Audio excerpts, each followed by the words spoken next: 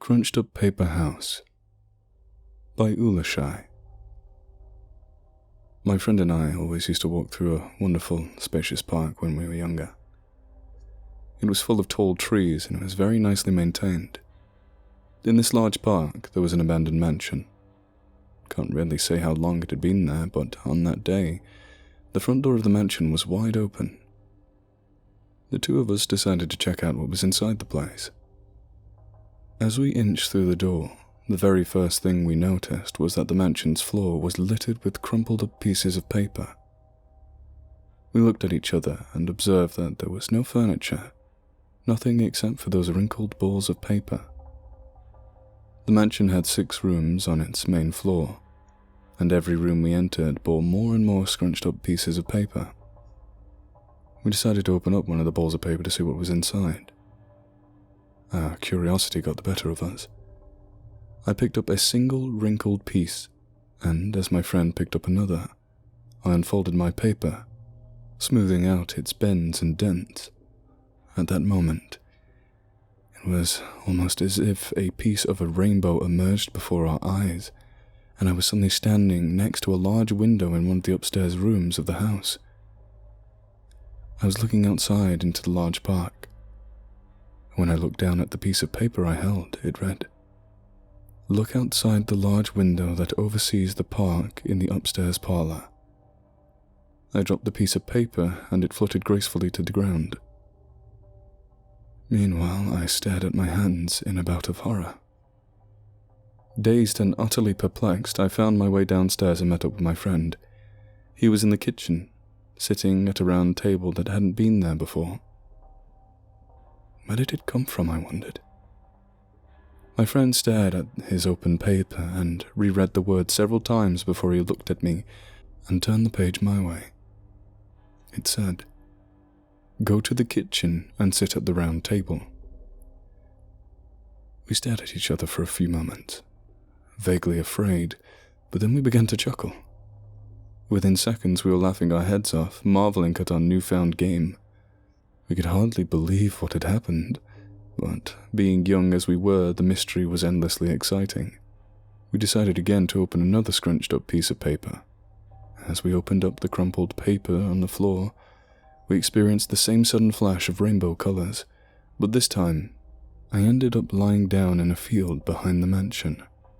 When I peered onto the paper in my right hand, it read, "Lying down in the field behind the mansion." I giggled uncontrollably.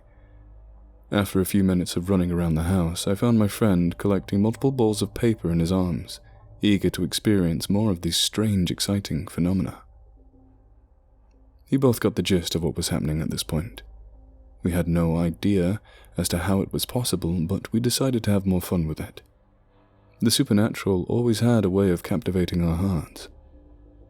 As a few more run-throughs with these strange mini-teleportation devices, I began to feel apprehensive. I wondered if, at one point, I would be placed somewhere I didn't want to be, or I'd be made to do something that I didn't enjoy. We continued, though. Minute after minute, we unfolded many papers and traveled through bedrooms, closets, trees.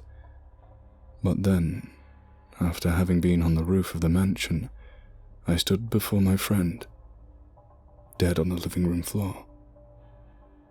I didn't scream. I couldn't. "Murder him," I read on my crumpled page as I felt a surge of vomit and bile rising into my throat. Nothing came out, but the sickness in my throat spread to my stomach, my head, and my heart. I didn't know what to do. At this point I began to scream and shout, praying to God for this to be a nightmare. I wanted it to go away. I wanted to rewind our day, to be outside again together, walking underneath the trees. All I could do was hide his body in a cupboard. I willed myself to be calm, and I hesitantly unfolded another paper in the hopes that the problem would correct itself. Once again I saw the colors of the rainbow, and found myself standing behind a tree several meters away from the house. I could clearly see the front door within a few instants. I saw both myself and my friend walk through that door. began to wonder if I had died, or if I was having an out-of-body experience. I looked at the sheet in my hand, and the only words scrawled upon it were, "Time will repeat itself, and a paradox will take place, and it will be allowed." That gave me an idea.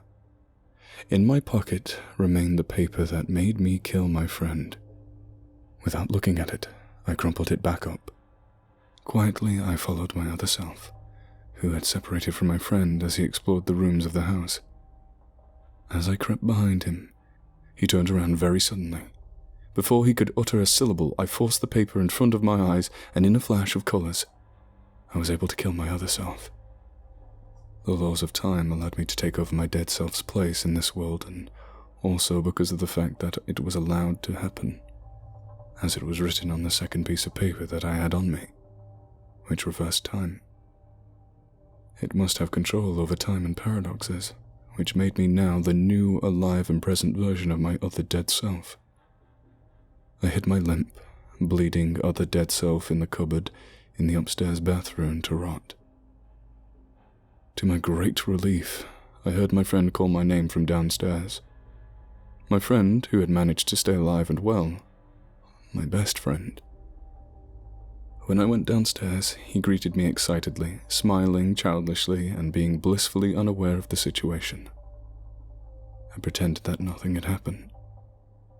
In a heartbeat, I told him that the house creeped me out and that it would be much better if we left. After that day, we never went near the mansion again.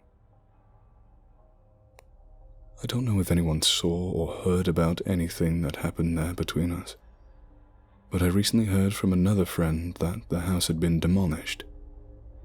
And I can tell you with great certainty that while this news is a relief, I dreaded the probable prospect that my corpse was uncovered in the bathroom cabinet.